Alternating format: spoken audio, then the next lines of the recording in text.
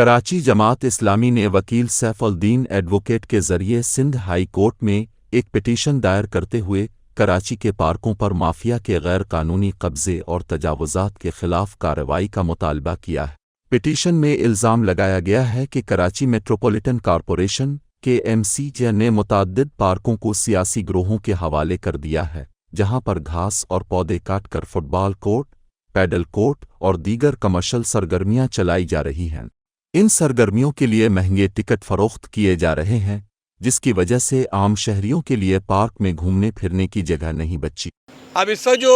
صورتحال ہے وہ یہ ہے کہ KMC میں مرتضیٰ وہاب صاحب نے خاص طور سے یہ کام شروع کیا ہے کہ کراچی کے بہت سارے پارکس کو مختلف پارٹیز کے حوالے کرنا شروع کر دیا ہے،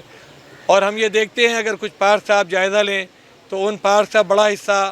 انہوں نے جن پارٹیوں کے حوالے کیا ہے انہوں نے وہاں سے گھاس ختم کر دی،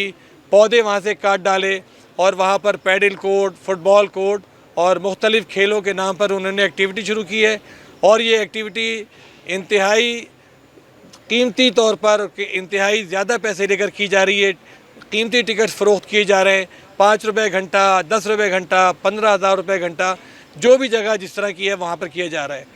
پٹیشن میں مطالبہ کیا گیا ہے کہ عدالت کے MC اور دیگر متعلقہ اداروں کو ہدایت دے کے پارکوں سے غیر قانونی تعمیرات اور کمرشل سرگرمیوں کو ہٹایا جائے اور انہیں عوامی استعمال کے لیے بحال کیا جائے۔